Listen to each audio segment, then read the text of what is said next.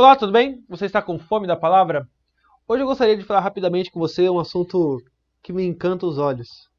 A gente tem falado há alguns devocionais atrás sobre a igreja. Hoje eu quero falar sobre o Redentor da igreja. É isso que Paulo vai fazer agora em 1 Timóteo 3, verso 16. Evidentemente, grande é o mistério da piedade.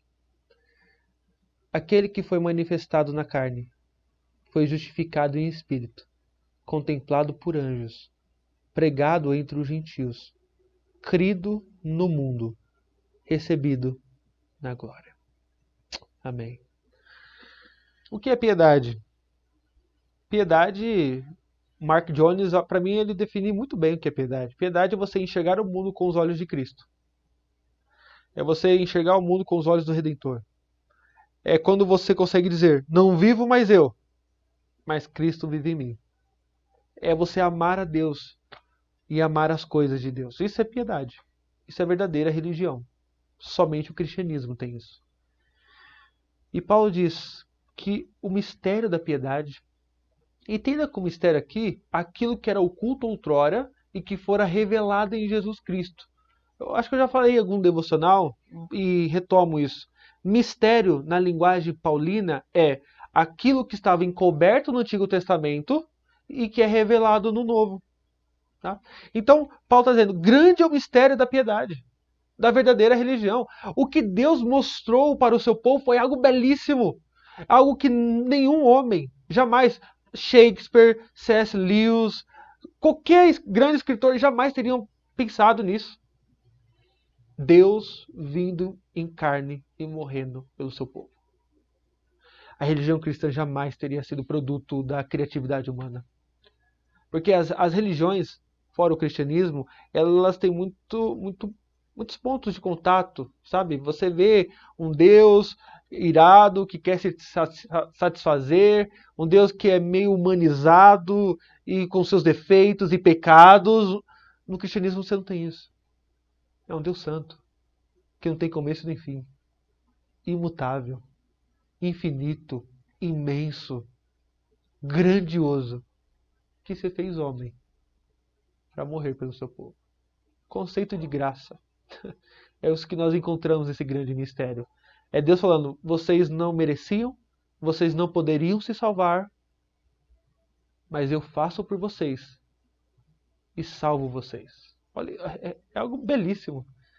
E ele então começa por meio de um hino.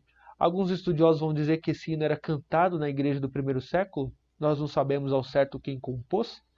Parece que é um hino conhecido da igreja, ali da época de Paulo, ele faz questão de citar, que ele diz sobre a figura do Redentor. Aquele que foi manifestado na carne. Algum escritor certa vez escreveu que a maior humilhação do filho começa no nascimento, ou na concepção. Deus se fazer carne, assumir a natureza humana. Ali começa o que nós chamamos de estado de humilhação. Às vezes a gente confunde. Parece que Jesus só foi humilhado na cruz. Não. O eterno Filho de Deus, aquele que pesou em balança de precisão o pó da terra, aquele que criou todas as coisas, assumindo a forma de um ser humano. Ali começa a humilhação do Redentor. E é essa verdade nós proclamamos. Não abrimos mão. Deus, Filho, se fez homem e andou entre nós. Louvado seja Deus por isso. Ele sabe o que é padecer. Ele sabe o que é sofrer como um de nós. O texto continua. Além de ser homem, ele foi justificado em espírito. Aqui aponta para a sua justiça. Aqui, Cristo, ele não só morreu pelos nossos pecados. Ele não só pagou a nossa conta, mas nos deu a sua justiça. Veja que quando nós vemos textos como a tentação de Jesus no deserto, ali Jesus não usou o seu poder de Deus. Então, Jesus ali, ele como sempre foi, nesse sentido, na sua existência aqui na Terra, ele foi um homem como eu e você. A diferença é que ele não tinha pecado. Mas ele sofreu e foi tentado como homem que era. Jesus em nenhum momento, exceto quando ele pede para que o mar da Galileia se aquietasse, esse momento ele usa a sua prerrogativa de Deus. Mas em todo o seu ministério, não. Aí você fala, não, Daniel, e quando Jesus chega e multiplica pães e peixes? Ali era um homem cheio de fé, orando a Deus. Se você está familiarizado com o texto de Marcos, por exemplo, capítulo 11, Jesus vai dizer que um grão de mostarda, uma pessoa que tem a fé do tamanho de um grão de mostarda é capaz de mover montes. E imagina a fé de um homem perfeito. Jesus. Então Jesus, ele viveu a vida de um homem perfeito, justo. E quando ele morre, então além de pagar pelos nossos pecados, ele nos transfere a sua justiça diante de Deus. O único homem que viveu retamente, sem nenhum pecado neste mundo. O nosso Redentor. Louvado seja Deus. E ele continua contemplado por anjos, pregado entre os gentios. Olha que belíssimo. Anjos, as criaturas que... Aqui os anjos, criaturas que assistem ao trono de Deus, que são instrumentos da sua providência e que não foram contaminados pelo pecado. Os anjos que foram contaminados pelo pecado, eles caíram e nós os chamamos de demônios. Esses anjos puríssimos, eles só conseguem adorar ao Redentor. Eles não conseguem fazer outra coisa senão contemplar-lhe a face. Esse mesmo Redentor foi pregado entre os gentios, pessoas que não mereciam nada, pessoas que estavam alheias à aliança de Deus. Ele foi crido no mundo e, por fim, recebido na glória. Porque nem a morte, nem o inferno, nem ninguém poderia o deter.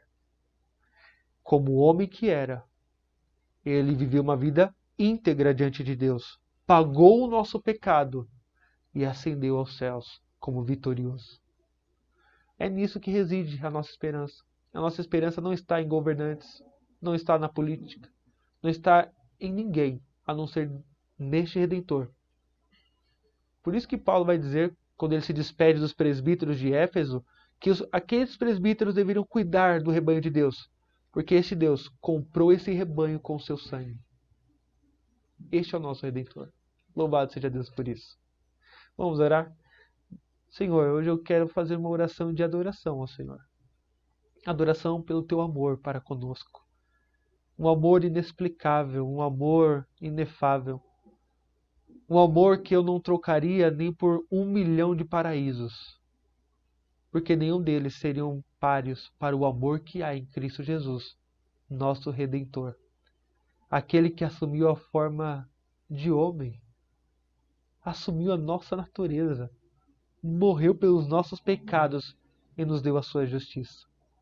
Gloriosa verdade é essa, verdade que eu descanso. Esperança que eu anelo. É a firmeza que eu finco os meus pés.